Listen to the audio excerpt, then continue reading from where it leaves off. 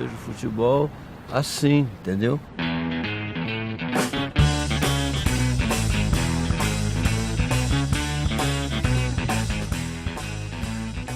Ao mesmo tempo, o Médici era colocado o tempo inteiro vendo os jogos com radinho de pilha, associado àquilo. É muito complicado a gente ver essa diferenciação. Você não controla isso do futebol, né? Ele não tem como você controlar essas vitórias, você não sabe para onde vai. O caso do Uruguai, como na Copa, né, no Mundialito, foi isso, em 1980. Eu fiz um mestrado em estudos latino-americanos na Universidade Nacional de San Martín, na Argentina, e foi nesse mestrado que eu comecei a estudar futebol. Quando eu fui para lá, na verdade, eu estudava a construção do nacionalismo no século XIX na Argentina e no Brasil, e lá eu resolvi que eu ia estudar sobre ditaduras no Cone Sul e futebol. Eu já fui diretamente para as relações entre sociedade ditaduras através do futebol. Então, ele é bem mais amplo, né? São questões que nascem do meu mestrado. Foi quando eu fui de fato ter esse contato, digamos, com uma historiografia mais brasileira, né? Voltando para a UF. E hoje eu tenho vários projetos de pesquisa sobre futebol, entre eles um que é um projeto mais longo sobre a biografia de João Avelange. E a partir da biografia de João Avelange eu vou tirando pequenos projetos para pesquisar, por exemplo, memória das ditaduras e tudo isso. E nesse caminho.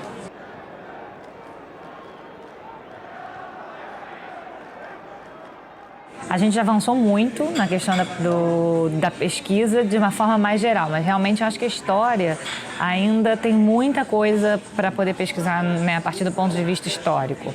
Mas, ao mesmo tempo, eu acho que o futebol é um daqueles espaços que permite para a gente fazer uma interdisciplinaridade que deveria, no meu entender como pesquisadora, deveria ser mais comum do que né, no que também isso tem a ver com a história do tempo presente, né? A história do tempo presente ela tende a ser mais interdisciplinar, mas a história, pesquisar futebol e pesquisar esporte de uma forma geral, para o historiador, é lidar com várias outras áreas de pesquisa e isso é muito bom, né?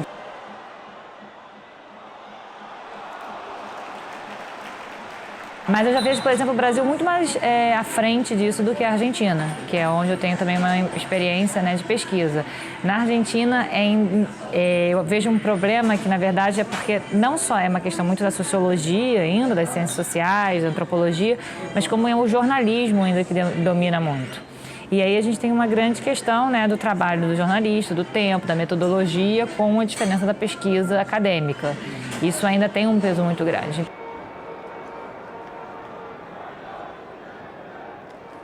Ainda tem um pouco de um certo preconceito em relação ao estudo do esporte como objeto, né, de pesquisa, mas cada vez menos. Eu comecei a minha pesquisa no assunto em 2006 mais ou menos, né, já vão 12 anos de pesquisa e a diferença é gritante, assim, né, eu percebo muito isso e percebo muito nos próprios alunos. Os alunos têm muito interesse. Os novos pesquisadores, eles têm muito interesse e eles têm muitas ideias. E como é um campo que tem muitas possibilidades, isso é fantástico.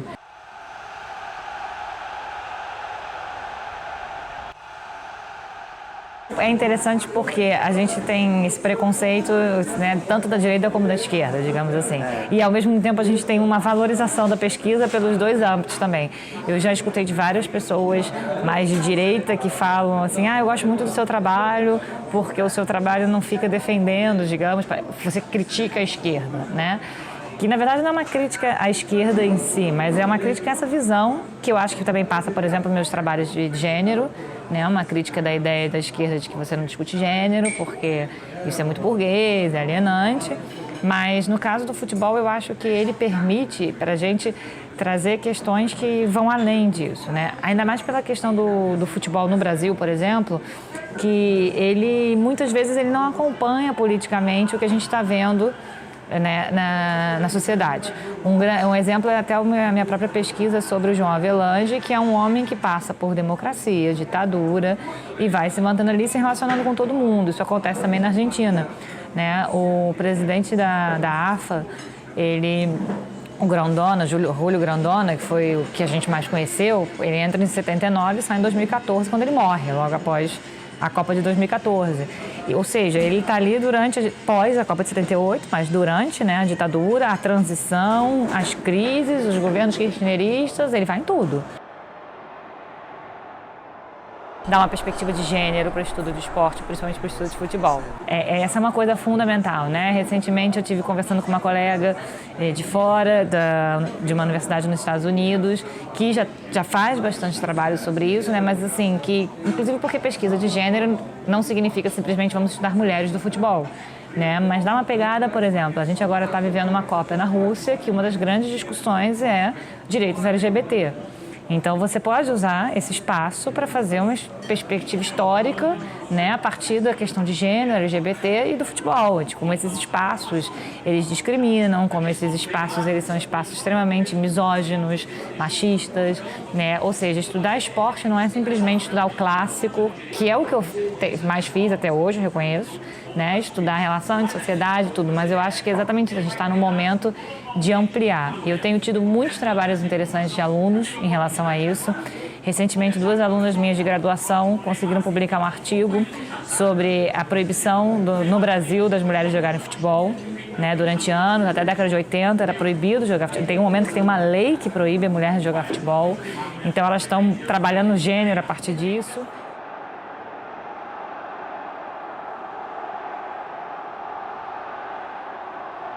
Também é muito interessante para a gente perceber continuidades, que muitas vezes a gente estuda, tem uma perspectiva mais, né, mais, digamos, limitada nesse sentido, né? Tipo, vamos estudar só a ditadura cronológica nesse período. Você não dá conta de certas questões. Então, eu acho que o futebol, ele permite muito isso.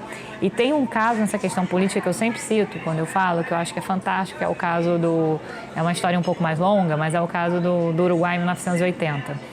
Em 1980 foi feito no Uruguai uma mini-copa, né, que era uma prática que aconteceu antes no Brasil, em 72, para comemorar, né, os 150 anos da independência. E o Uruguai propõe à FIFA, a ditadura uruguaia, né, o Uruguai era uma ditadura nesse momento, eles propõem à FIFA fazer um evento comemorando os 50 anos da primeira Copa, que foi no Uruguai em 1930. Isso é proposto a primeira vez em 78, ele é confirmado em 79 e, num primeiro momento, a ideia é todos os campeões mundiais até então. A Inglaterra acaba não participando, né? E é chamada Holanda, que era vice-campeã de 78. Foi um torneio que foi feito no final de dezembro, início de janeiro. Então, por exemplo, os jogadores passam ano novo no Uruguai.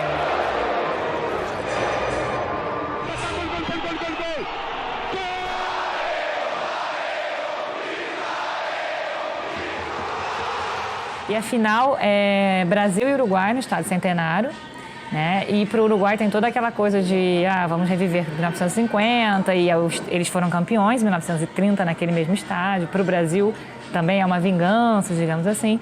O jogo, se não me engano, está 2-1 para o Uruguai, faltando 5 minutos, aquela tensão e de repente o jogador entra em campo a banda militar. E começa a tocar o hino nacional, né, em campo, lá com o Uruguai. E a torcida começa a gritar enlouquecido, o estádio Centenário lotado, 5 minutos, ou seja, qualquer coisa pode acontecer. E no que eles começam a gritar, vai acabar a ditadura militar. E isso é muito interessante porque foi em dezembro, como eu falei, em novembro a ditadura uruguaia tinha feito um plebiscito, que a resposta era muito simples, sim ou não, para uma reforma constitucional que mantinha os militares no poder. E apesar de toda a repressão e de não poder, né, fazer campanha, o não venceu. Então, os militares que achavam que iam comemorar a vitória naquela copinha, não comemoram e ainda tem uma primeira expressão contra a ditadura que sai e você não tem o que fazer. Criou-se uma memória que agora a gente revive ela, porque a cada 4 anos com Copa revive, né? Que é a memória, a ideia de que a Copa de 70, por exemplo, foi militarizada, usada pela ditadura. Não usada no sentido político, porque realmente foi, né? Mas a minha crítica é a ideia de que a ditadura investe naquela seleção de uma forma como um projeto político para o país, né? E não é o que acontece, né, que foi o que eu concluí com a minha pesquisa de doutorado. Claro que eles usam, né, mas o uso naquele momento, ele ainda não é um uso que ele é resultado de um projeto. Tem várias questões ali, por exemplo, quando você fala, mas a seleção era militarizada, se você pega o corpo técnico eram de militares. Sim, porque os principais profissionais de educação física no país são militares. As principais escolas de educação física do país eram militares. Por exemplo, Carlos Alberto Parreira, que é um dos mais conhecidos, que todo mundo lembra dele no tetracampeonato em 94, é um militar, que nunca está vestido como militar, isso é um ponto importante, e que estava naquela comissão técnica. Comissão técnica, inclusive, que o próprio João Saldanha, que é o grande mito dessa história toda, né, ele tinha chamado a maioria de militares. Por quê? Porque eram, de fato, os melhores profissionais. Só que isso é colocado depois como se fosse uma imposição da ditadura, né?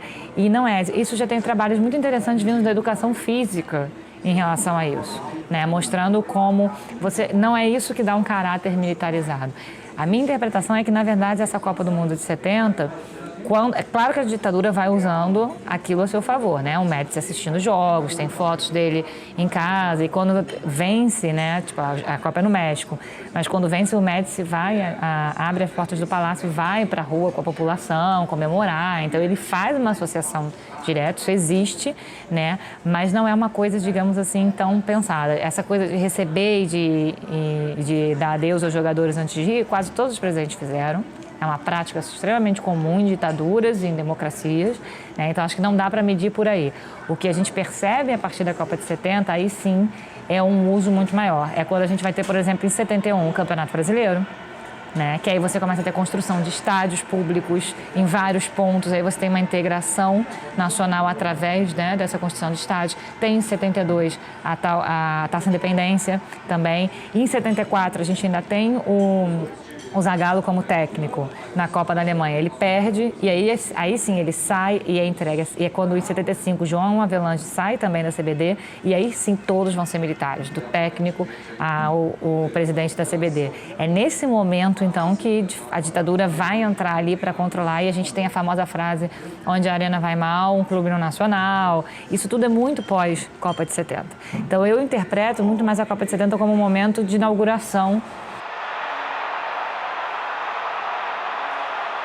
A ditadura argentina, quando ela entra, ela tem um projeto, inclusive ela chama Processo de Reorganização Nacional. Entre outras coisas, esse projeto está a extinção, né, tipo, a eliminação da oposição através do desaparecimento de pessoas. Isso é um projeto político. A ditadura brasileira não tem muito isso. Ela vai construindo isso, né? Tanto que fica aquele início, que o apoio mesmo do próprio golpe, que aí você vai perdendo apoio porque muitos ainda acreditavam numa eleição em 65, e aí cada vez mais aquilo vai se desenhando, eles vão institucionalizando até 68, mas não é esse projeto assim como a gente, né, pensa tão grande. Em próprios conflitos internos, eu acho, dentro das nossas Forças Armadas, né? Eles já sabiam que ia ter uma Copa em 78. E o que eles vão focar, de fato, é a organização da Copa mais do que a vitória. Porque aí sim você controla. Você não tem como controlar. Eu lembro que a primeira vez que eu entrevistei o Juca Kfouri, ele fala isso, né? No primeiro tempo, se não me engano, da final de 78, a Holanda manda uma bola na trave. Ele fala, se a Holanda fizesse aquele gol, acabou. Acabou. Então, o futebol tem isso. Você pode manipular, você pode falar que comprou 6-0 contra o Peru, mas uma bola ali poderia ter significado, né, a Copa do Mundo para a Holanda e imagino que seria para a Argentina. Eu acho que a gente só vai saber de fato com o resultado da Copa, porque se for campeão, eu acredito que vai todo mundo para a rua, vai todo mundo comemorar, mas, por exemplo, uma coisa interessante que eu reparei, aí eu me incluo, né, foi a questão da camisa. Eu lembro que quando em dezembro, eu conversando com alguns colegas, né, estrangeiros, eu falando, eu não sei como vai ser agora, se a gente vai ver agora de fato o impacto que teve a associação da camisa da Seleção Brasileira de Futebol com as manifestações pelo impeachment. Se as pessoas vão de fato ou não, as pessoas de esquerda ou contra o impeachment, se elas vão usar ou não essa camisa. Né? E foi muito interessante porque mais ou menos um mês antes do início da Copa começaram a aparecer camisas alternativas. As pessoas procuraram, ou seja, elas não optaram por não usar, por não torcer. grande parte foi optar por outras questões, né? Eu comprei uma que diz é golpe até o final, né, no Brasil.